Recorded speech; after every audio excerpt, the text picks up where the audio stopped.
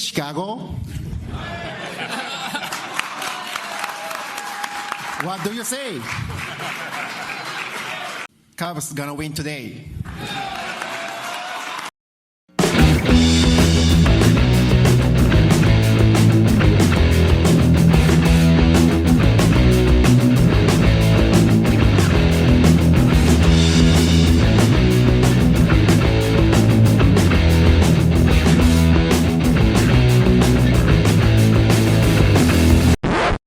Welcome back to another exciting edition of the Pointless Exercise Podcast. It's Tuesday. We're going to talk baseball with national baseball expert David Brown. And I realize I'm very bad at this. Where else can people find you, Dave? Well, I'm very bad at being found right now because I haven't written anything in about 3 weeks. But pitcher list, I've got things written there.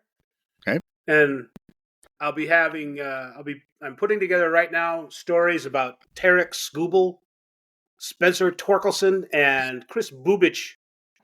So people with funny names. Yeah. And also the Minnesota Twins podcast known as the Locked On Twins podcast. Right. I'm there pretty much every week. So sort of like this, but about the Twins. Do you have anything coming up on, is it Lucas Ursig? The guy who was the closer for a while for the Royals last year? I just That's like right. his, That's very he well, has a terrible last name too. Yeah. He does, yeah. Anything weird on him? No. I have not talked to him. Last year in the playoffs, there were days where you could see both Bubich and Ursig in the same day, pitching high leverage playoff innings. It was, oh, what a time it was. The Royals, they got the Slavs if they got anything. If they have anything, yeah. If you've seen a calendar lately, you will know this is 2025, which apparently is a quarter of the way through this century. Right. How about that? We've hit the quarter pole of the century, but that's not really what the quarter pole is. As Pat Hughes would say, if you take all of your stats and multiply them by 4, now you'll know what they are by the end of the millennium. Right, because it always works out like that. Or century, not the millennium, it's 1,000 years. Pat's a big, he's always been that. And a couple of days ago, the Cubs played exactly, it was their 54th game. So you could just take everybody's, in Pat's mind, you could take everybody's stats, multiply them by 3, and you knew how everything was going to end. Cubs are going to win 99 games. Right. Kyle Tucker's going to steal 45 bases. Before, there's something I wanted to ask you, because you know this stuff. Mm-hmm. Okay, so the oven mitt. Guys wear the oven mitt to protect their hands while they're running, right? Yeah. So they slide, they won't hurt it. Good. Which hand should you wear the oven mitt on? I have issues with this too, because I think it should be the hand that slides into the base. Okay. But I very often see people. Well, I see some people with 2. Like Harrison Bader walks around like he's baking cookies because he's got 2 of them, 1 for each hand. But I've seen guys wear it on the free hand, the dirt hand. So I don't know if there's an answer to this, Andy. So Kyle Tucker is an oven mitt wearer. He wears it on his left hand. Mm-hmm. He jammed his right ring finger on Sunday, Right. which is his throwing hand, because even though he's a left-handed batter, he's a right-handed thrower. Uh-huh. And it seems to me you should be protecting your throwing hand. Your throwing hand. I hadn't thought about it like that, but that sounds right too. So he got it wrong, and now the Cubs season is imperiled because of his lack of preparation. No, I don't know. He claims he's fine. Cubs X-rated. Our biggest problem is Cubs. The first initial Cubs injury report is always terribly optimistic and wrong. So yeah, we'll find out tonight that Kyle has had his entire arm amputated because of an infection, and he's going to come back as Pete Gray. It's going to be fine. Do you think they just get confused about who they're talking about, and that's why it's wrong? Because it's just well, I can tell you that it's stupid, but having Justin Turner and Kyle Tucker on the same team screws me up all the time. I call Kyle Tucker Kyle Turner. I still call Kyle Tucker Michael Tucker, which is really bad because he hasn't played for the Cubs in 24 years. But Everyone should have very unique names. Speaking of unique names, the Cubs do have a guy who is a double oven mitter. It's Vidal Brujan. The big issue I have with this is Vidal really likes to slide late into bags, and then he can't hold them because he can't grab the bag. He slides right over second base and gets tagged out. Actually, he did it. He's done it twice. He got back once, and he was out the other time. It's like, you got to have something to grab the bag with, don't you? I don't know. Maybe they put Stickum on the oven mitt? Is that legal? It's not football, so I think so. Pine tar it up. Yeah. Here's the thing. Now, maybe it's just because they are under or unreported injuries. But do you, and people haven't, there was a time there where people stopped stealing bases. So maybe this is what's in my head. Did you notice the epidemic of like base running hand and finger injuries? Because I didn't. No. It wasn't the thing. I remember doing this when I was a kid because major leaguers did it. When you got on base, you took your batting gloves off and you held them in your hands. So then when you slid head forward, you had to hold on to your gloves so you couldn't jam a finger into the bag. Can't they just do that? Obviously, they think the oven mitts you lose an inch. I'm looking now. When you close your hand, that's true. You got a glove in it. Well, you only extend to that knuckle. And the oven mitts are a little ridiculous. Like Pete Crow Armstrong's is like 12 inches long. Right. It looks like, he doesn't have to get halfway to the bag and he can reach it. Right. It's like he's got a foot on first and he's touching second. That doesn't count. You can't be on both bases at once. Take that thing off. Looks like a Rachel Ray product or something that they're putting in the Target or some kind of home store. Who was the guy? Oh, it was George Springer the other day. He slid into third, popped up, and he was like, he's facing his own dugout and started jumping up and down on the bag to fire up the guys and got tagged out. Did he? I missed that. You're so much better prepared than I am. I didn't see that. No, I just saw Craig Goldstein was complaining about it on the Blue Sky, saying, you should should be like basketball. The principle of verticality, which is as a defender, you're entitled to this airspace above you. Well, yes. Like if George had already gotten to third, he should be able to jump up and down on third as much as he wants, as long as he stays over the bag. Craig and I are of a similar mind on this, and it's come up before, not in this ridiculous sounding instance, but other times when people have slid up or whatever. It's not. I don't know. If you're not sliding past the bag, then you should be safe for reasons that you said. Sort of like how in New York City, when you buy real estate, you get air rights too. Same kind of thing. It goes up, and you own in case you want to build higher. You own that too. I think you have to make special arrangements for that. My whole thing with this has been, since they first brought replay in, I don't think you should be able to review if a guy came off the bag. I think that is a call that the base umpire either makes or he doesn't make. Either he sees it, because the base umpire did not call George out. The other team had him challenge it, and then the replay, he's above the bag, and the tag's on him, he's out. Because I also hate it when a guy just comes off by a little bit. He's safe, but the guy holds the tag on him, just waiting for it. I feel like you shouldn't be able to appeal that. That's like we either saw it and you're out, or you're not. Yeah, and there is something to over sliding the bag and sliding poorly or whatever, where you should lose the advantage, but it's not. Yes, when it's just one of those things when you're going straight up or you're getting yourself straight, and it doesn't have anything to do with staying on the bag because your force is taking you past it, then you should just be safe. I don't know if they really did it. I know they talked about it. The Joe Madden Cubs did it occasionally. Usually Anthony Rizzo was the only one who would remember to do it, which was you'd have a runner at third and a runner at first with 2 outs. And there'd be a ground ball to the shortstop. And he's just going to throw to second to get the out to end the inning. Anthony he was slow, but he would try. He would sprint past the bag at second into the outfield. Mm-hmm. and make you tag him to give there enough time for the run to score, and then he was tagged to technically he was tagged going to third, so it wasn't a force out to end the inning, and the run would score.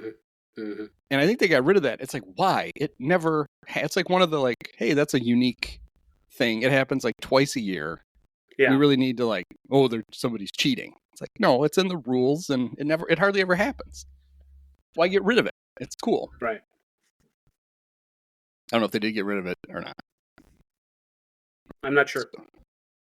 So anyway, on this, the Athletic is doing all quarter century teams. First they did one for all of baseball, and now they're having individual. I didn't even realize they're having fans vote.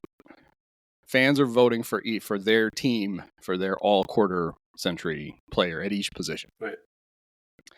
Jason Stark did the first one. My big problem was when he got to catcher, he picked Yachty. Uh-huh. It's like Buster Posey's right there. Right? He played in this quarter century. He could actually hit. And he was good. And he won 3 World Series. If you're going to go by Yachty's a winner and a great, Buster won more. Give it to Buster. But then when they did the fan voting for that team, Buster won. So the fans got it right. Mostly because I voted 11,000 times. So the Cubs individual one came out. Sahadev wrote the article on it. And there were a few curious choices, but the one that just, I mean, I know this position has been kind of a black hole for the Cubs forever. Mm-hmm. But center field, they picked Pete Crow Armstrong. Pete's been around for a week and a half, and he got it.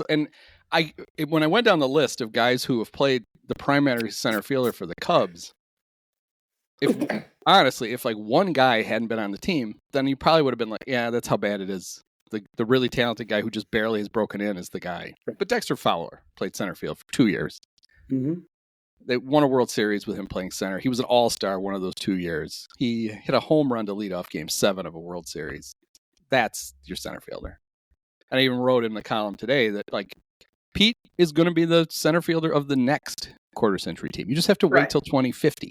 And then he'll get his due.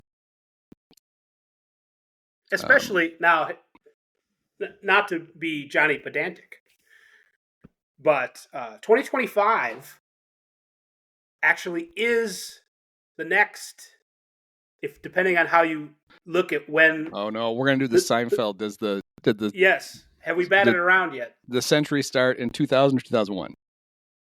Right. Because there was no year zero. So it's true, but you know,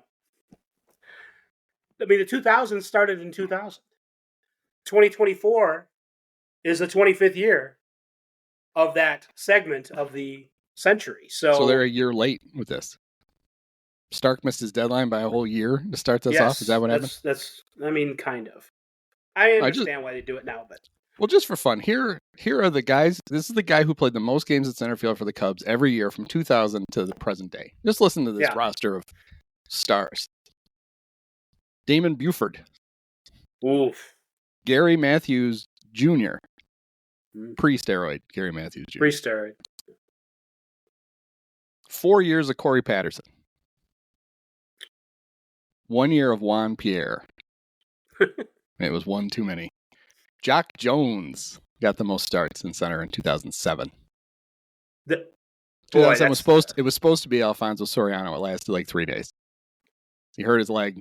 He went on the IL. It disabled. He came back and he went to left field for the next 9 years. I'm gonna say that neither of those guys should be in center at that point. Jack. No. 2008, Reed Johnson and Jim Edmonds. Honestly, the way Edmonds played, maybe he should have been the guy. Maybe. I mean, he's probably got as much reason as Pete at this point, as far as how much he's done it. So, 2009, Kosuke Fukudome got the most starts in center. 2010 and 11, a guy who was actually the only other All-Star in center that in this quarter century for the Cubs, Marlon Byrd. Oh yeah, speaking of steroids. Yep. He made the All-Star team in 2010. He had a really good year in 2011. He got traded and immediately flunked a drug test. Tony Campana in the great 2012. David DeJesus. The Nick Madrigal of his time. David DeJesus got the most starts in 2013. David DeJesus in center, and at that point in his career, huh? Yeah, he wasn't hacking it in right, and they had to put it, and they put him in center. It's like, that's not how this goes. No, that's the wrong way. Yep. Arismendi Alcantara. Oh. That was 2014. That doesn't really count. Dexter Fowler, 2015 and 16. Albert Almora, 2017 to 2019. Ian Happ in the COVID year. He had a good year that year. Rafael Ortega, 2021, 2022. Mike Talkman, 2023. And Pete Crow. Last couple, Ortega played with the White Sox too, so they're the Cubs and Sox sharing those. Yeah, Talkman, Ortega, Kosuke. I wish Jac had gone to play for the White Sox. They deserved him. There it is. It just cracked me up. So, yeah, I think I would have. One of those players. Who else was there? Who was the guy that 2017? Who was that? You mentioned him. I thought he would have been Albert Almora. Almora. I had hopes for him that he could have been a steady enough player to be good in center field for 5 years. He was supposed to be. He was the first pick of the Theo Epstein regime. When they took, it was either him or Corey Seager. They decided Corey was too tall to play shortstop. Right.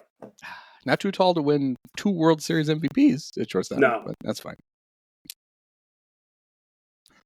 So I took this very seriously. I picked mine today.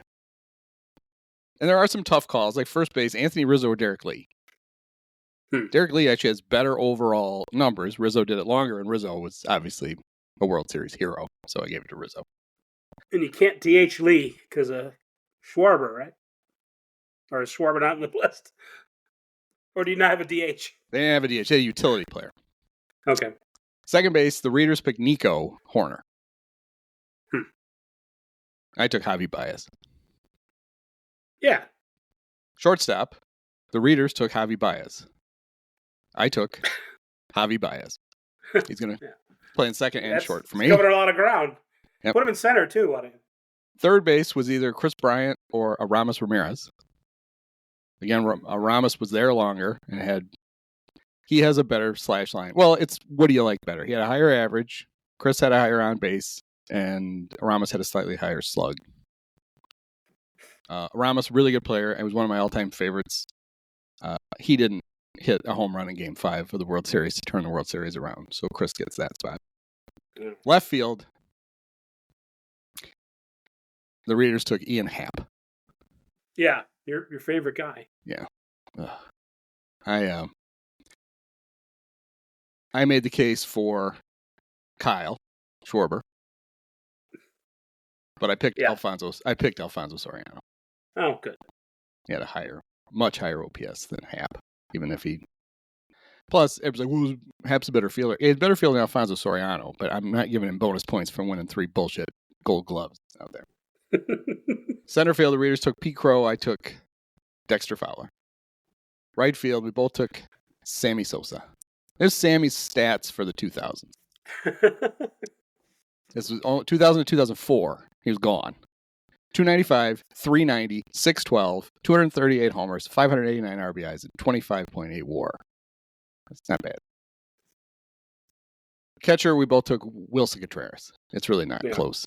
He's the best. It did allow me, though, to recap that Joe Girardi was an all-star in 2000. He wasn't good in 2000, but he was an all-star. Yeah. And the reason he was an all-star was that the Sunday night game before the all-star game, Roger Clemens hit Mike Piazza in the head. Oh. And literally on Monday, they were calling catchers in the National League. And Joe was the one who answered and got on a plane and went to Atlanta. That's how he got to be. He said he was not the first player they called, but he was the first player that answered. And he got to go to the all-star game. Utility player, the Raiders took Ben Zobrist. How can you go wrong with that? I took Javy Baez. And starting pitchers, we agreed. And I was surprised because you think of all the starting pitchers you have to pick from. But this was the 5 the Raiders took. Jake Arrieta, John Lester, Kyle Hendricks, Mark Pryor, and Carlos Zambrano. Yeah. You can't really argue with any of that. Relievers, I cheated. The Raiders took Carlos Marmol as the closer. Even though I feel like Carlos did his best work. His 2 incredible years were when he was still a setup man. Once for Dempster and once for Wood. They took him as the closer. They took Pedro Strop as the setup man. And I think Pedro is the best Cub middle reliever ever. Mm-hmm. Is a career 2.88 ERA in 413 games, 246 hits allowed in 413 games, or in 375 innings, and he struck out 428 guys. Plus, he was cool. I liked him. But I cheated. I made Kerry Wood the closer because I wanted Kerry Wood to be on my all quarter century team. You know how many saves Kerry Wood had in his career for the Cubs? 7? 35. Oh, okay. 34 in one season, and then one stray one. Cool. To match his number. But anyway, mine was better. I think the most ridiculous pick I've seen so far was, do you know who the right fielder on the Cardinals team is? I think if I gave you 40 guesses, I don't think you'd get it. Yeah. I don't know. So Taguchi. Wow. I know he's a cult figure down there. Well, he had a good play. He was good in the playoffs, apparently, whatever year that was. But yeah. It's like, 06. Didn't Larry Walker play right field for them? Yeah. Yeah. But only briefly. And George Hendrick? Yeah. But and, where did Enos Slaughter play? Did he play right field? No. Right. Yeah. Anyway, I enjoyed the So Taguchi. I would have picked Steven Piscotty, I think. Actually, I don't give a shit. I don't think I could pick a Cardinal team because I only pay attention to them in the games they play against the Cubs. Jim Evans be on that team, probably. Yeah, they had some fairly good players on that team. Like Albert Pujols and Scott Rowland and Jim Edmonds. And whatever. They didn't have Javy Baez at 3 spots. No. How serious? No, they didn't. How seriously were they taking it? Apparently not very. The Tigers were in Kansas City over the weekend, so I got to see some Javy Baez action. And he doesn't really take ground balls anywhere, and they have him playing all over the field because they have other people to play, I guess. They got Zach McKinstry to play short, and they have Wenzel Perez and other people to play center, so there's not always a designated spot for Javy. And, he doesn't take ground balls, and Hinch said he put him in, this might have been off the record, but put him in randomly at second base one day, and Javy took him aside and said, boy, I hope they don't hit the ball to me today. He's like, what? What are you saying? He's like, it's a slick infield, and it moves too fast, and I'm afraid. I mean, he was like, I think he was kidding, but he's cracking them up in Detroit. So he's playing well, and he's lightening their mood. So that's your Javy Baez update. He's doing fine. Yeah. He has cooled off from his... He couldn't keep up but his last 28 days, 224, 244, 382. 21 strikeouts and a walk. Is that good? That seems about right. But, I mean, the Cubs have a very good player who never walks. Pete Crow hadn't walked. He walked twice on Saturday. He hadn't walked since, like, May 2nd. And it's the first game in his career where he has walked more than once in a game. Right. That was an Albert Almora thing. I remember it took Albert forever to walk twice in a game. You would think, now you were talking about Pete Crow earlier in the all-quarter century team, the all-quarter pole team. Someone with his swing profile and his tendency to sell out and swing no matter what could get exploited at some point. So I would expect, I don't know if he's going to end up with 45 home runs and all that. So I think there's got to be a slump coming somewhere. But that said, there's a guy in the Twins, Byron Buxton, who walks about the same amount, but he makes it work. So, if you can have a 40-1 strikeout to walk ratio, but hit 280 and hit for power and do things with speed, you can continue to play well. It's the rare player that's able to get away with it. So while I might expect some regression, I think he can keep it up. So and maybe become worthy of the quarter century label. On the Tuesday pod last week, Oleg and Praz and I, this is the Tuesday pod, last Tuesday's pod with Oleg and Praz, we took a moment to go look at Pete's Baseball Savant page just to luxuriate in the fact that he is the 100th percentile for fielding value.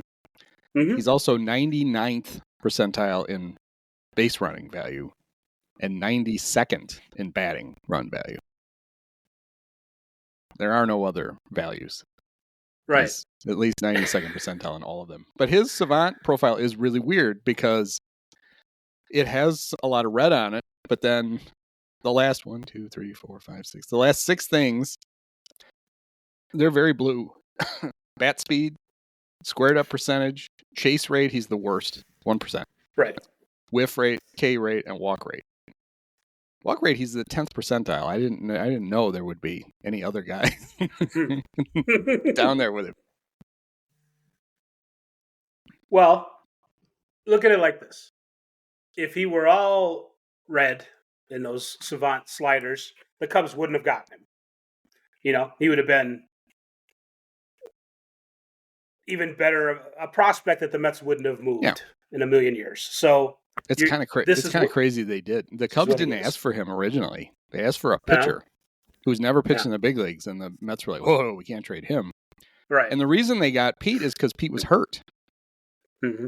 He'd played like 10 games for like Port St. Lucie that year and hurt his right shoulder, his non-throwing shoulder.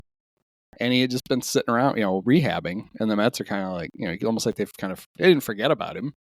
But I'm sure if he'd have played that year, it would have been reminded on a daily basis, we're not trading this guy. And they traded it. I think that's a great point. Rick Hahn was on, I think, one of the MLB Network shows, and they were asking him about the James Shields trade. I think it's the anniversary of the James Shields trade. And Rick said that otherwise known as the Fernando Tatis trade. The White Sox or the Padres asked for 2 pitchers. And the White Sox were like, we can't do that. We can't trade 2 pitchers. We got to, can't trade all of our pitching depth away. So they pivoted and they instead threw in Fernando Tatis Jr. Whoops. He wasn't even an A-ball yet. He was in the complex league, and Rick was like, "How do they even know about him?" Like, I don't know, maybe because he's Fernando Tatis Jr. I have a feeling people knew who he was because his dad was a fairly good big leaguer. Right. Chan-Ho Park didn't like his dad all that much, but everybody else, a lot of other people did. He had diarrhea against Fernando Tatis, if that's what you want to know. Do you remember that video clip of Chan-Ho Park? No. Oh. You should look it up. Whoops.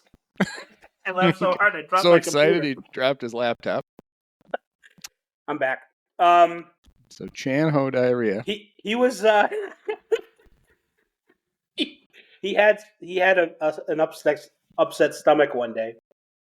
And he had to, I don't remember exactly what the circumstances were, if he had to leave his start or go in between innings, and he, people were wondering where he went, and he's like, "No, I had diarrhea, if that's what you want to know." And it was cracking the entire clubhouse up. So is that what you want to know?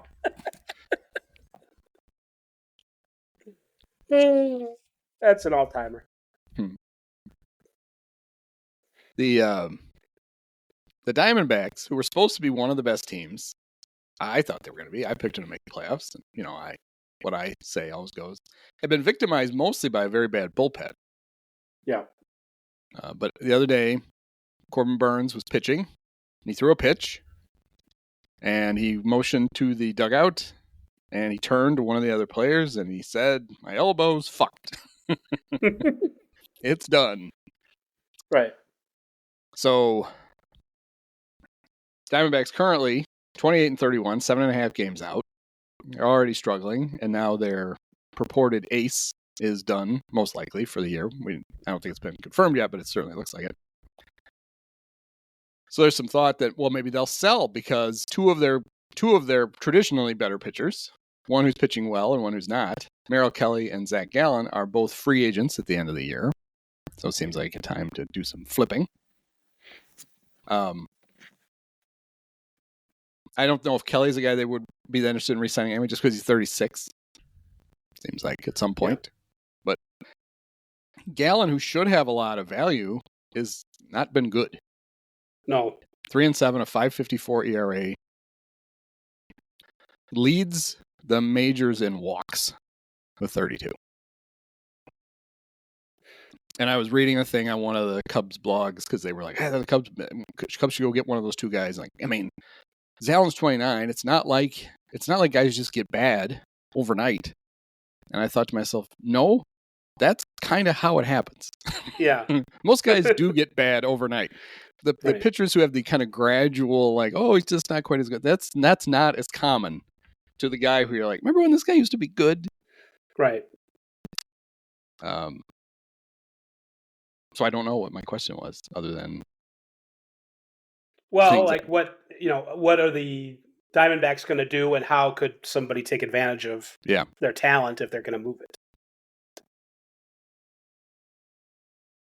Because they have. Are they going to move it? I give them credit. Even since the World Series, they have tried to add. They had this young core, and they got Eduardo Rodriguez, and he got hurt immediately. And they got Corbin Burnes, and now it looks like he's got hurt relatively immediately. And they do still have Brandon Pfaadt to build around. He's pitching. He actually is not pitching that well, but he leads the league in wins. But he has a 5.05 ERA. Because they do score plenty of runs. But I was looking at Gallen. The reason I had the Baseball Savant thing up to go look at Pete's again is Gallen's. His value chart is very blue. Just horribly blue. And if you go back a year, there's quite a bit of red. And if you go back 2 years, there's a lot of red. Right. So maybe the decline hasn't been as sudden as people think. Maybe this is just a guy who, you throw a lot of innings, and then when you're 27, you're not as good as you were when you were 26. And when you're 28, you're not as good as you were when you were 27, and now you're 29. And it doesn't mean that you just change your change of location or whatever. Go to a new place and get rejuvenated. It could just be throwing a baseball is hard on an arm, and he's cooked. For sure. Now, just thinking about it and trying to remember, well, what did I think about Zach Gallen a year ago versus 2 years ago? He's definitely a guy that people, he hit a peak and then at some point wasn't quite matching it. Maybe not in terms of overall results, but underlying data. Sort of like how you just said. Kind of how people have been talking about Burnes the last few years. Yep. So, and Burnes he would rebound and he'd get a pitch going again that he wasn't doing so well with, and then he'd have a surge where he'd sort of get back and you'd look at his overall numbers and you'd be like, oh, maybe he's not in decline overall, actually. But after all, that's what I mean to say. So, I don't know what is missing from Gallen's repertoire, but he also, it strikes me as the parallels are a little too much like Burnes for me to get all excited about possibly adding him. And, as you said, sometimes when you have thrown enough innings, that's it. And the pitcher is never again really what they once were. So, I don't know. I think that the Diamondbacks are a funny team because they're not always. They go through their owner, Ken Kendrick, who looks like, you remember Phantasm, the movie? He looks like the tall man. the bad guy from Phantasm, but with a better haircut. And he goes through periods where he doesn't want to spend any money. And then other times he then all of a sudden he'll be spending. So I think, Torey Lovullo is one of the better managers in the league. They have 3 or 4 great players, like, Corbin Carroll and Ketel Marte, and Suarez has been really good, and other players. So I think they might I don't know if they're going to do a full rebuild. Right. But I can see them. I don't think they should. No, they shouldn't. They shouldn't. But I also think that Ken Kendrick is not terribly predictable as owners go. So you never know. So I could see them definitely taking a step back for this year. I mean, they're not mathematically out of it, but if Gallen isn't going to pitch well and Rodriguez is hurt, I don't know that they have the horses to even bother trying to compete. So yeah, if they're in any division, taking a step back. If they're probably in any division other than the West, right? You're not even thinking about it yet, right? But you are. Now they are still 18.5 games ahead of the Rockies, so I don't think they have to worry about last place. But they're 7.5 back behind the Dodgers, Padres, and Giants. The Giants are a fraud in third place, but the Padres and Dodgers certainly aren't. And the Giants might. I don't think they're for real either, but they might be good enough to just be in the way enough for them to think, well, maybe we could hang with them in some sort of wild card thing. But I think that the Padres are legitimate as far as they're going to finish second. So, well, the Giants are such a weird team. Like, they have good starting pitching, especially with Robbie Ray pitching well to go with Logan Webb, old smush face, and then they have a really good bullpen. Even with demoting Ryan Walker and bringing Camilo Doval back, that probably actually makes their bullpen better. Nobody hits Randy Rodriguez, and they have one of the two. Which Rogers do they have? They used to have them both. It was easy because they had them both. Taylor? Tyler. Yes. And on offense, if they get no offense out of first base, isn't that the spot you're supposed to be able to find somebody to hit? It's almost like if they could go out, if they could find a first baseman, they actually would. I think they really would be they could stay a serious playoff contender. Has Willie Adames started to hit yet? He has, and then he stopped again. Okay. He got hot and okay, good. He's, the adjustment period is, and then right back to the ad again. This is Giant first baseman for the year. 183, 291, 312, 4 homers, 24 RBIs. That still's better than Andrew Vaughn, I think. They're also not getting Patrick Bailey forgot how to hit, so they're not getting any offense out of catcher. 189, 249, 286. Patrick Bailey. He's a very good catcher, though. Yeah. And then they get weird offense out of right because they play Yaz. Yeah. And he slugs a little and he gets on base okay, but he doesn't hit for a decent average. And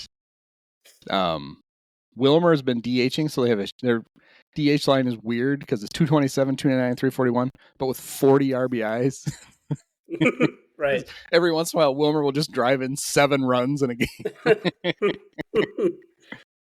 Yeah, they're just a very strange team. One of my favorite stats of the season so far is that I'll give you, we get within 5. How many home runs have Cubs second baseman and third baseman combined to hit this year? 3. You're within 5 because it's 0.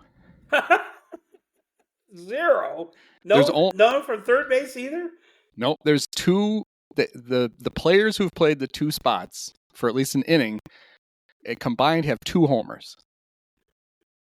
Justin Turner hit one as a first baseman, and Matt Shaw hit one in his first call-up as a pinch hitter. No one actually in the game as a second or third baseman has hit a home run yet for the Cubs. And the Cubs are 4th in baseball in homers with 80, despite punting 2 positions completely so far. There is some hope now that with Shaw back and actually hitting that they might get a few homers. They're not going to get. They'll be lucky to get 2 out of Nico at the second. Right. He's such an odd player. Like he's a really good baseball player. You'd like to have him on your team, but he hits very few extra base hits because he just doesn't hit the ball very hard. Yeah, and he looks like a guy who should be able to hit it relatively hard, but he just doesn't. I think he has. So one of my readers was like, he's basically a poor man's Luis Ariz at the plate. And I looked it up, and Luis has 0 barrels on the season. None. He still hasn't barreled a ball. Nico has 4. 2% of his at-bats, he barrels a baseball. It's like, well, yeah, they are. Maybe they are pretty close. They're all guys who their hitting profile is basically how many singles can you hit, because they don't do much else. But Nico is a Gold Glove caliber infielder, and Luis is a guy who owns a glove. The Royals finally did the thing. They called up Jac Caglianone, right? He's got Jac extra Caglianone. letters. He doesn't have enough letters in his first name, and he's got too many in his last name. They need to work on this. Well, Jack isn't even his real first name. He's Jeffrey Allen Caglianone. Oh, so Jack is those are his initials. Yes. It's a variation on the Trey Sweeney, because the Trey is a nickname, as you know, because he's the third. Is he? And, but he doesn't go by Trey Sweeney the third. Thank God. He doesn't. That's why I said variation. Not like Trey Murphy the third. It drives me nuts. You are not Trey Murphy the third. You are Trey Murphy the first. What you are is Kenneth Murphy the third. Your grandpa and your dad were not Trey. You are.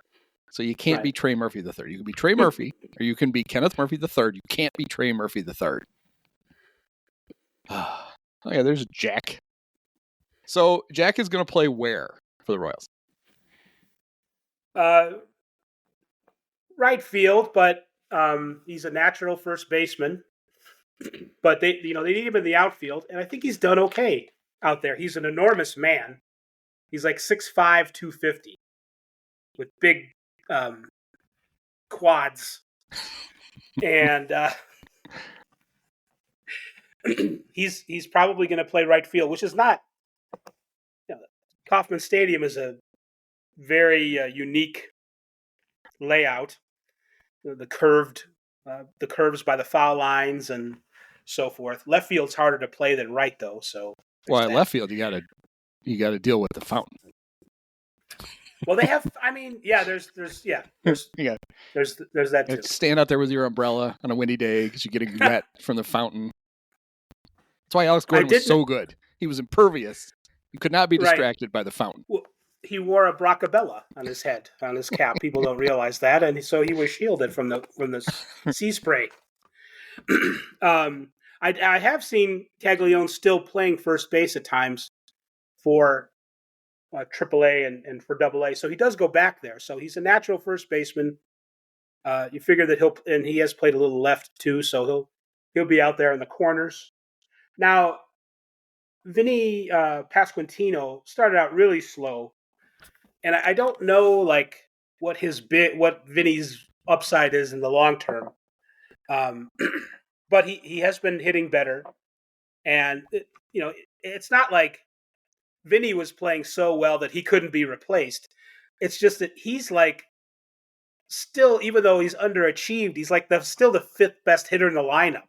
So they just had guys who are just terrible. Michael Massey has been just terrible, and before that, CJ, MJ, I was getting there. Melendez has been was terrible. He's starting to hit maybe a little bit in AAA, but they have so many dead spots in the lineup, and even sometimes Sal Perez has been a dead spot. He's really fallen off this year. But Caglione's got he's got big power. He tends to he's a swinger, and I don't mean off the field. I don't even know about that. He runs out and he throws his keys into a bowl on his way out to the field. Jack, we don't do that. It's Kansas City. We don't do that here. So they Go to did it Topeka though. for that stuff. The timing, or Omaha for AAA, which is not Kansas, but still, It might as well be. It might as well be. What's the difference? Nebraska, Kansas. What's the difference? We have David Sampson, the always ethical former executive of the Marlins, who works for CBS. Now, he was complaining yesterday about the timing of it because the Royals left Caglianone to be a Super 2 candidate. So this might end up costing them a few $1 million. And how can you be that irresponsible? Because this is a team that, it's at the lower end of the TV markets revenue and all that. And so, I mean, I guess he has a point that maybe the Royals have potentially painted themselves into a corner, but they need the offense. I just saw a series with the Tigers where the last 2 games, I think there was 1 run scored. So they need the hitting. Now, it is possible that he might struggle because of his swing profile. So I don't know if he's going to be a Rookie of the Year candidate here, but it's fun to have him up, and the Royals certainly needed something. So what I would have done if I were the Royals, just as an aside, is spend more money in free agency in the offseason. Yeah. But that's just me.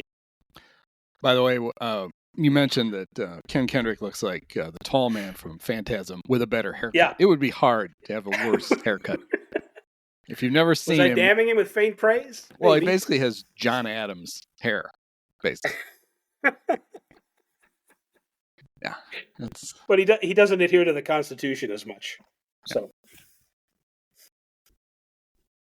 But I mean, they got Craig Biggio's kid. That wasn't enough. That they just designated him for. Turns out, amazingly, they should have gotten Roger Clemens' kid because Cody got to the Twins and wouldn't stop hitting. He can't. I don't extend him. I don't know. Yeah, that's weird. I don't know why.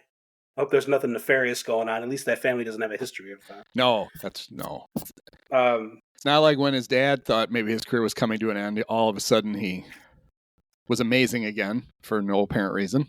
That was because he refined his splitter. Come on. Good Canadian pharmaceuticals when he got to Toronto, and all of a sudden things were, woo! It's true. That could go like a Ken Caminiti way, or it could go another way. So where's Nelson Velasquez? He couldn't save the offense for the Royals? He hasn't even played. Is he in They Arkansas? Just cut him. He's a free agent. Oh. He Cub fans were so upset when they traded Nelson Velasquez away. Why won't Rossi play him? Like, I got a lot of problems with David Ross. I don't have a lot of problems with not playing Nelson Velasquez.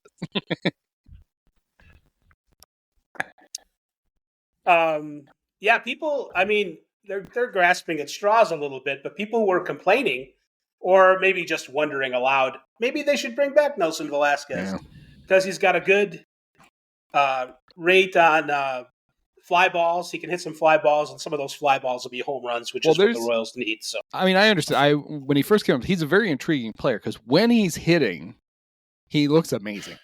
Like, you're like, holy shit, this guy's really good. The problem is there's these huge gaps in between those. Alexander Canario is much the same. He's basically the same person for the Cubs. And the Cubs gave up on him, and fans were like, oh, God, how can you? It's like sometimes when a manager doesn't play somebody, there's actually a reason why they're not playing that much. Right. And that turned out to be why for both those guys. So the weird thing with Jack, I thought, was because they were talking about it, and he was on everybody's fantasy radar in the spring because he looks like he's going to be a guy who eventually will hit. And he didn't seem to be playing any outfield, or at least not very much in the spring, but that seemed to be his route to the big leagues. Yes. And then he really wasn't playing very much outfield in the minors. Like, I think he mostly played first base still when he was in AA, and then he got to AAA, and he basically split his time between first and the outfield. And it just seems like when you're going to put a guy in a completely new spot, maybe this seems crazy. Maybe have him practice that for a while before you bring him up? They eventually did start to put him in the outfield, but I think you can tell just from the timing of all this and just how the season's gone and whatever, that they've changed their mind about what his timeline was. He wasn't supposed to be up in June. He was supposed to be up later. Right. Yeah, like maybe they were thinking, well, if everything goes well, August 1st. Mm-hmm. If everything doesn't go that well, maybe sometime in September, when rosters expand.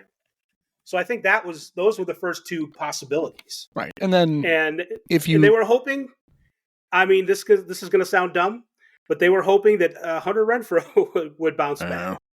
So, he had a bad year, but 2 years ago, let me just make sure about that. He wasn't terrible. So, that didn't work out, obviously. Last year, no. 2022, Hunter Renfroe was like 25% better than league average. It's just these past few years that have been a little below average, and then this year cratered. So he didn't bounce back into his 30s. But that's who they had out there, and that's what they were hoping for, and they obviously made a boo-boo. I always felt, maybe I'm wrong about this, I always felt like Hunter Renfroe got extra chances with teams because he looks like he should be really good. And like he looks like a baseball player. Like physically, you're like, oh, that guy, of course he's good. Well, you know what he looks like? Little Mike Trout. He looks like Mike Trout. He actually does. Yes, he does. And it's almost like, oh, this guy is really good. Well, no, just because he looks like that guy doesn't mean he can play like that guy. He does have a hose and a good arm. Yeah, right. A very good outfield. He wasn't going to hurt in the outfield, so you could always depend on him there. And he had power, but he strikes out a lot. He'd draw a few walks. He didn't have a great whatever. What is his walk rate? I don't know why I'm bothering looking that up, but he has a 298 career on base average. So that's but it's 461 slug. So he actually has, he slugged 500 one year for the Red Sox. 31 overs, 96 RBIs. 11%. He had an 11% walk rate 2 years ago. So whatever. A little below average. Yeah. So, but see, the Royals definitely made some mistakes in personnel, and then they were slow to fix them. Although I know April and May, it's not really a great time to go looking for everyday replacements for players because the trade market is limited. Right. But then the Twins come across Cody Clemens, and I don't know why Cody Clemens is playing so well, but he's hitting for power, and he's made himself very useful. Well, so it does happen that you can find guys, I guess. It gets back to my theory that if you're good enough to play in the big leagues, you are good enough at some point in your career to have a hot streak. Not everybody has them, but everybody's good enough to do it. And Cody Clemens is in the middle of his right now. And in a month, Twins fans are going to be like, remember when he was good? Although there's always this fear that it takes a while to realize it. Like the Cubs are still against lefties are batting Carson Kelly cleanup. Carson hasn't hit in a month. Yes, he was amazing in April, but he's been shit ever since. He's Carson Kelly, right? He's back to the player you thought what you got. He's a good defensive catcher who can help you a little bit with the bat. He should be batting 8th. He shouldn't be batting 4th just because he was Barry Bonds for a month. He's not going to do that again. And they're kind of like, well, maybe it's still in there. No, it's not still in there. I can tell you. We watch it every day. Stop it. I think managers get afraid of making changes like that because they are afraid that it's going to mess with the guy's mentality, and then you'll lose him for an even longer period or whatever. So I think they're late on changes like you're suggesting with Kelly because, well, it hasn't been that long. But it's funny. He was doing all of his damage hitting 8th. Right. Like, that's where he was, and he was going nuts. And then they promoted him. Actually, they had to put him up there because they had to take Dansby and bat him 8th for a while. But then Dansby started hitting, and now Dansby's moved back up the lineup. Right. So it wouldn't even be a tough conversation with Carson. You could literally say, look, you've hit amazing in the 8th spot. We're going to put you back in that spot. Go get him. It's not like, and he's been around for 10 years. He's not going to take it like, oh, I've been demoted. He's just going to get a few less at bats over the course of a week than he would if he's batting cleanup. Yes. Plus, they have Reese McGuire now, jack him out of the park. Left What hand. What are you referring to? He hit 2 homers in his first Cub game. Oh, That's what I'm referring to. Yeah. And he hit 1 in the second and 1 in the 8th because he had to go sit in his car for a few innings in the parking lot. to cool down or to heat up. Just one of those. Just to recoup.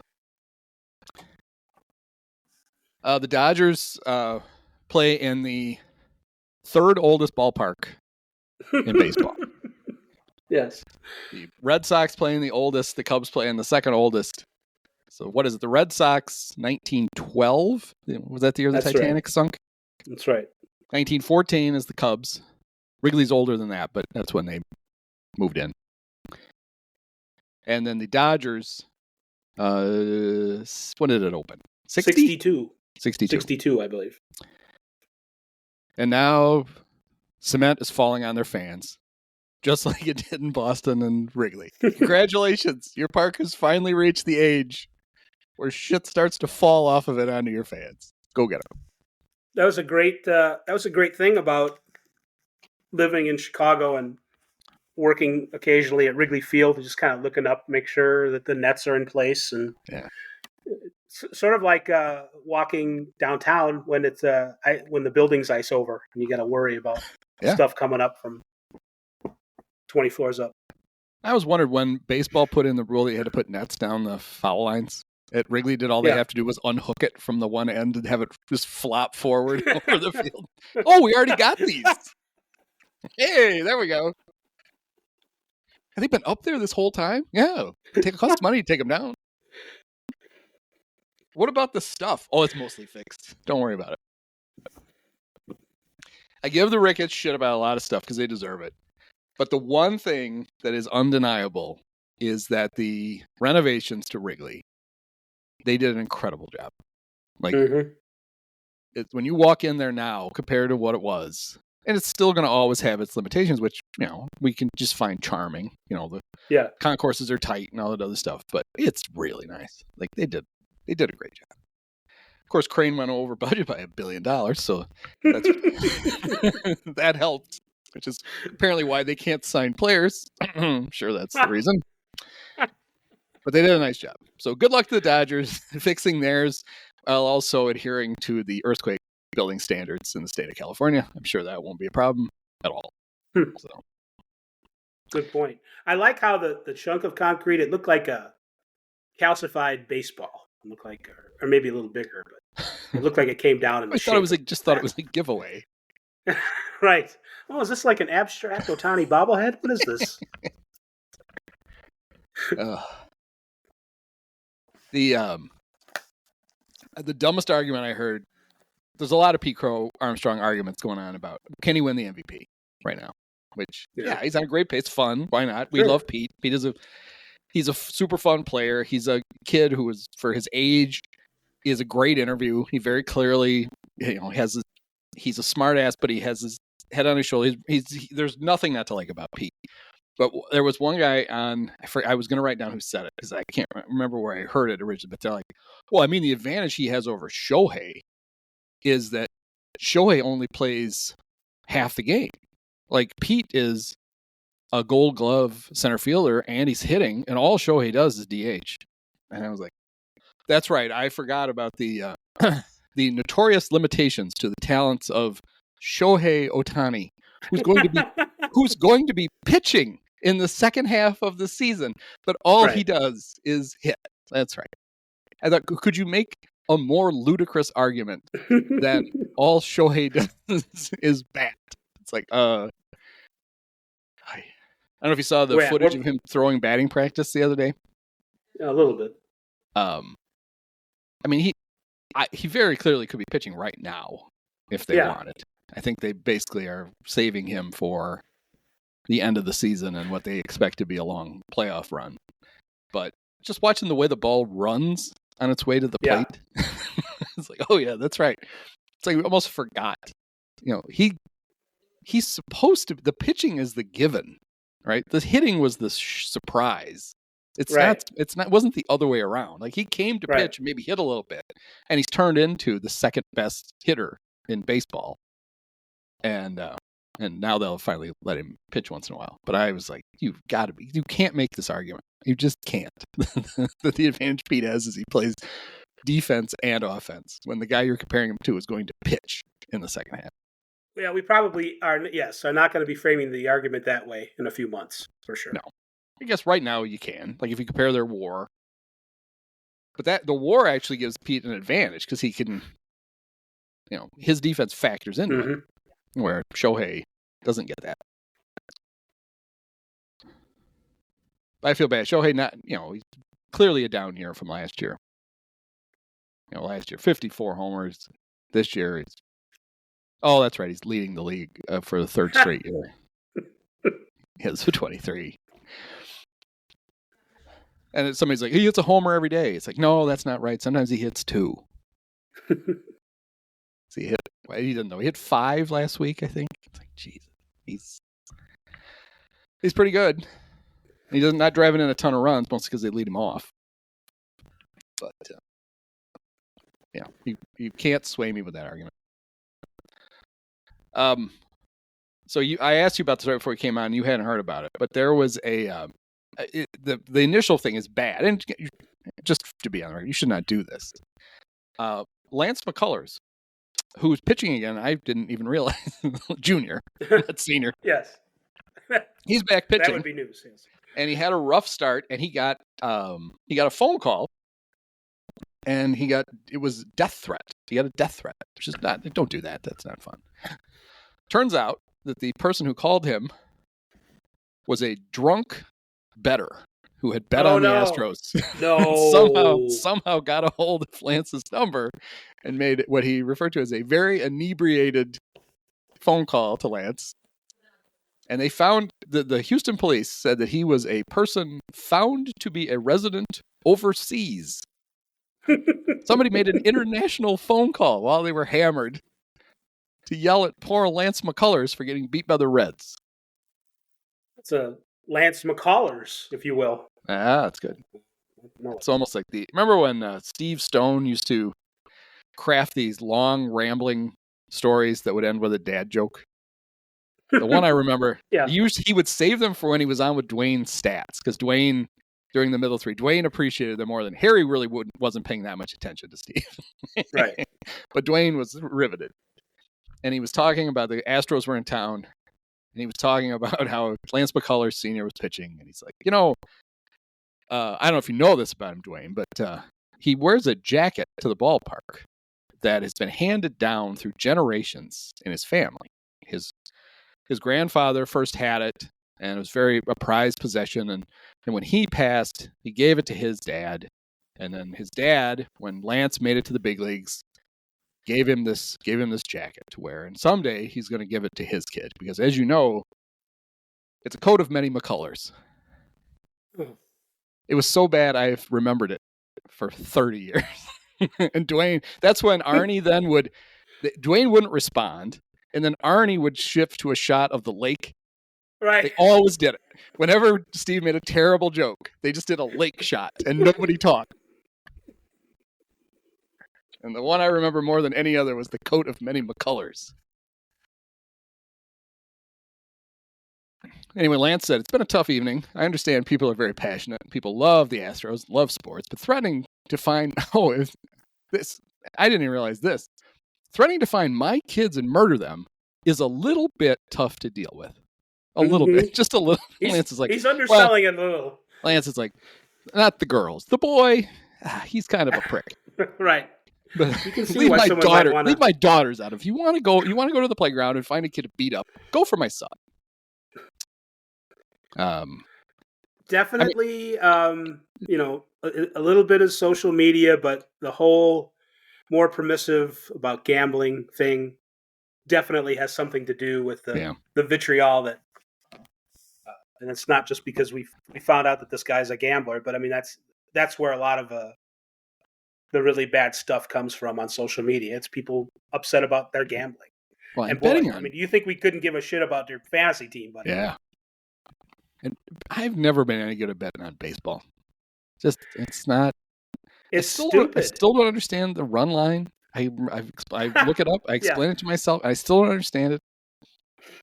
I would feel extra bad for Lance. That was his.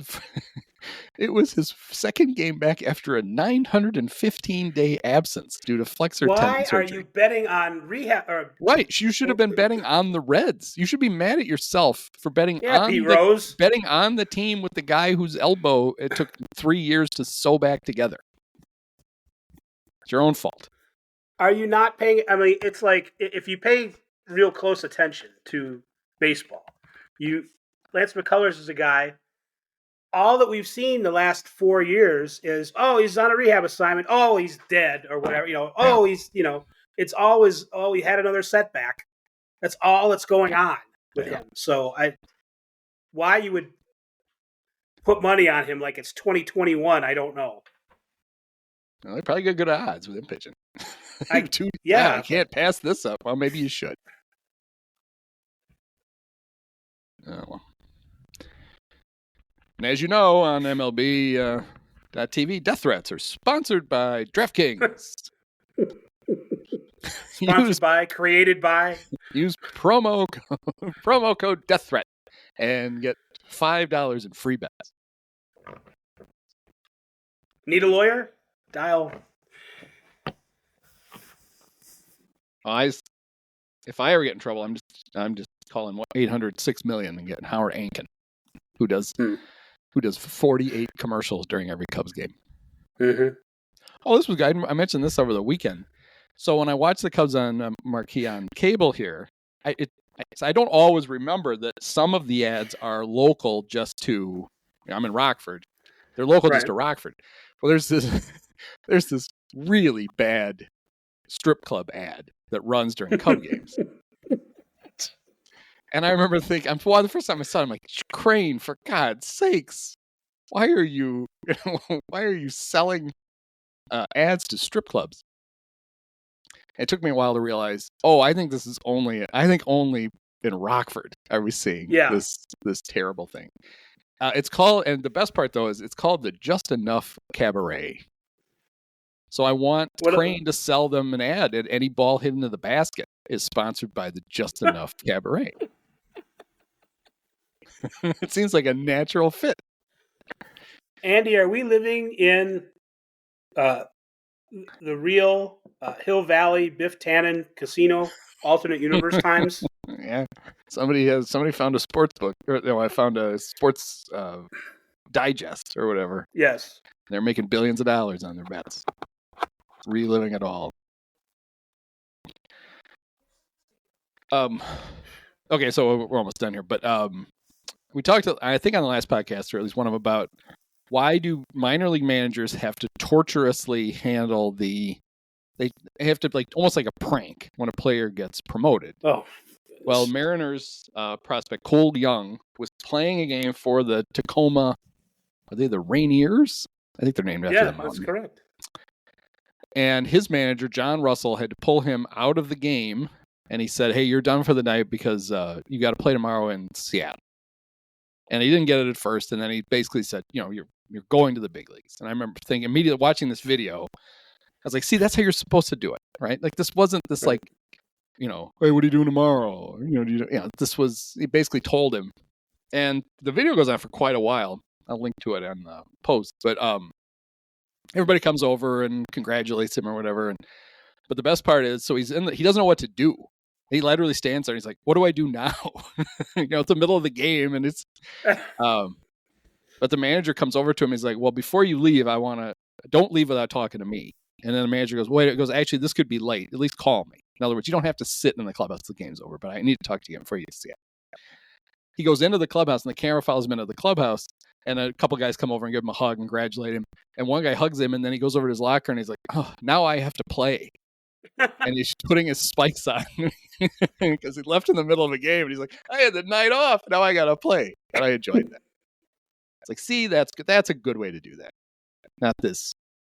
So that Red Sox one with Cam Boozer is still the weirdest one ever, where it took like 5 minutes for Cam to figure out that he'd actually been promoted. It's like,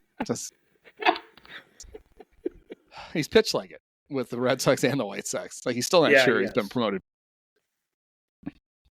Okay, so the last thing we're going to talk about is Major League Baseball now has an official partnership, I guess, with Athletes United Softball. Athletes Unlimited. Athletes Unlimited, not United. Athletes Unlimited Softball League. And both you and I had the same problem with the acronym they use. Yeah. Which is every time I see it, AUSL, I assume it's the Australian Softball League. Or the Australian League, AUSL. So maybe they could work on that.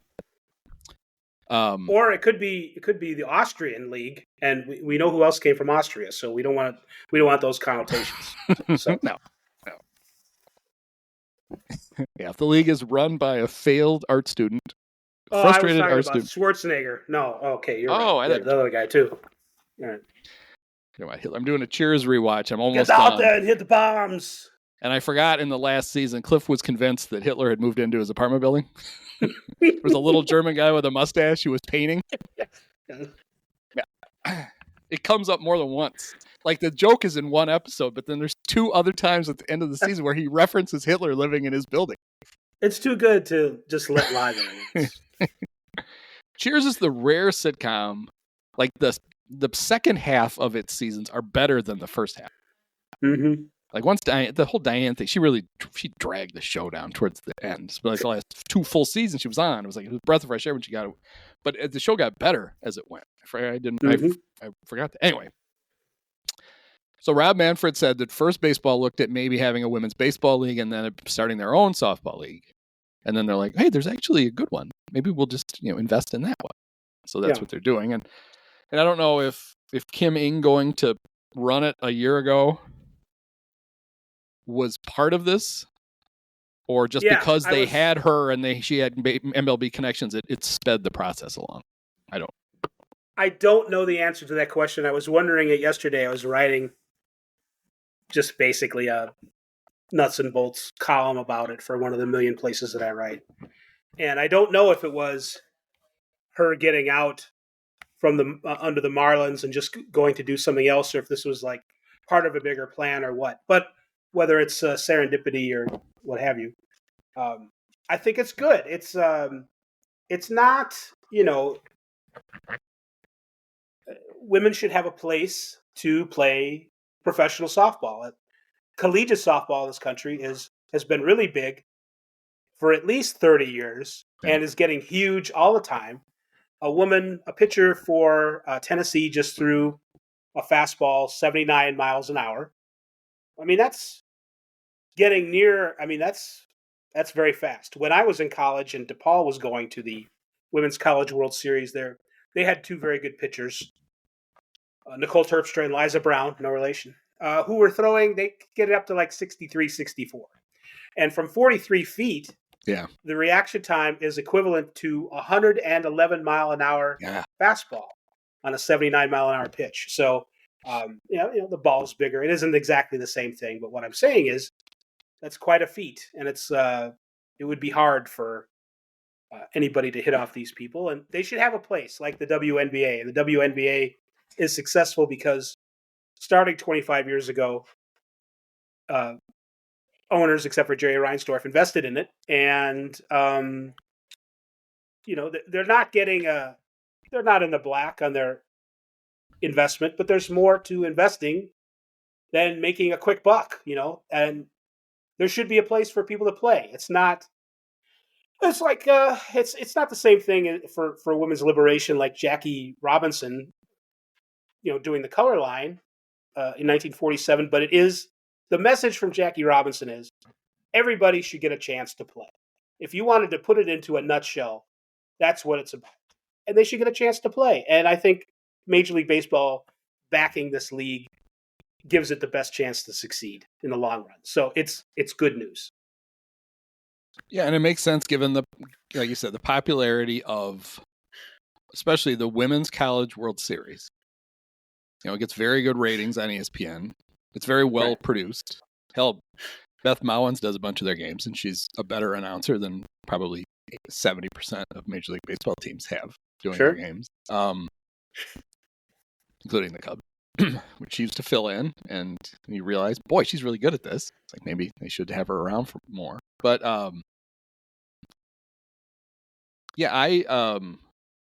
I played fast pitch men's softball while I was in college. There was a league in my little town. It was the only one around, and I got asked to play in it. And I was a good baseball player, and I hated playing fast pitch softball. It is so fucking hard to hit. But the worst part was they made me play third base.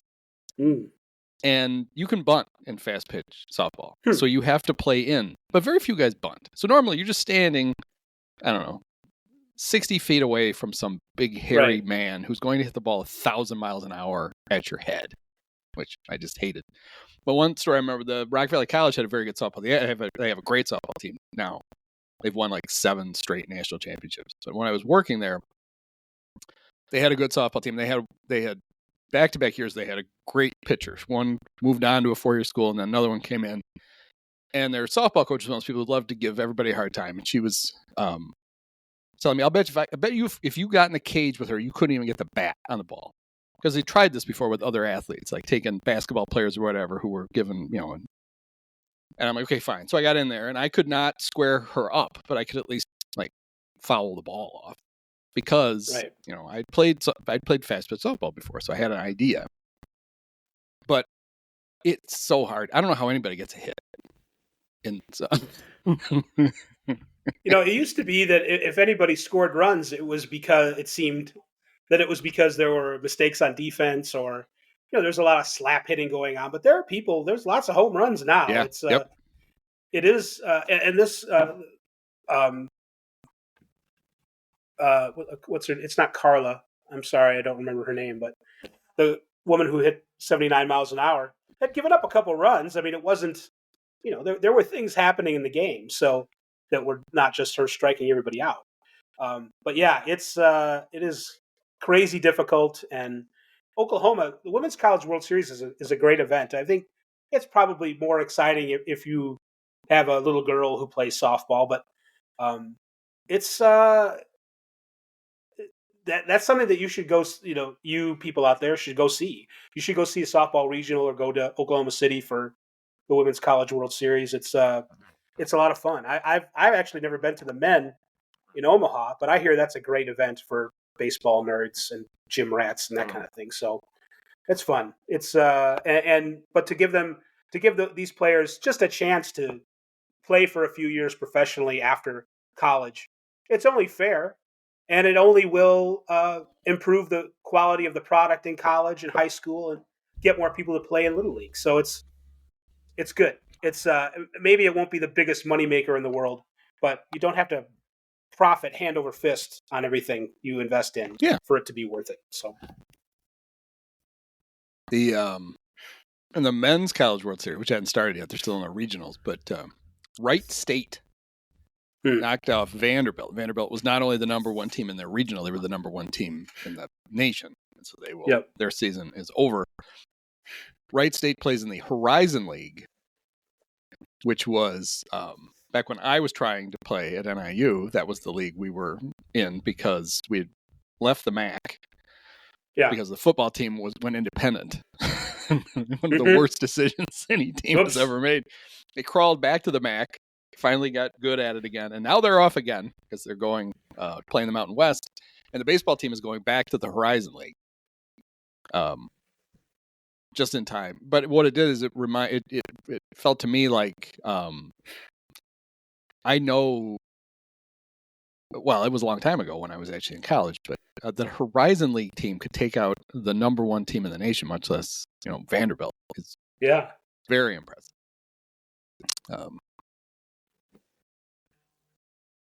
I just feel bad for Carter Hawkins and Dansby and all the other. Man, if somebody went to Vanderbilt, you will find out about it. It's like the old Harvard thing. Like if you don't know a guy went to Harvard, just wait 30 seconds. They'll tell you. I think that the baseball equivalent of that is that somebody played at Vanderbilt. You're going to have to hear about it. When I hear about the Horizon League, I always think of it was named after the Rosemont Horizon for some reason, which it hasn't been called that in about 25 or 30 years. So, but that's remember if the Mid-Continent Conference became the Horizon League, because NIU was possible. Or maybe they merged and became the Summit League. But NIU was in the Mid-Continent Conference for some stuff in the Horizon League. And we always called the Mid-Continent Conference the Incontinent Conference. I can't believe that because we were hilarious. Yeah. That is funny. Yeah. TJ Lux dominating the Incontinent Conference. That's what that's what I remember. That's what I remember from college. Somewhere Les Grobstein is smiling. That's all I have to say. Yeah. All right. Well, I think we covered everything and more. Yeah, it's a bonus. All right. Well, good. Well, the best thing is other things will happen. In 2 weeks, we'll have more stuff to talk about. So, there you go. All right. Well, thanks, Dave. Thanks, Andy. Yep. Many of us have herpes. Post-game show is brought to you by Christ, I can't find it. The hell with it. It's fitting. It's got to be done with one of the best games of all time. Just unbelievable. I mean, got to congratulate the Dolan family. Sean, my podcast co-host Andy, you were his favorite player growing up. Oh, thank you so much, Andy.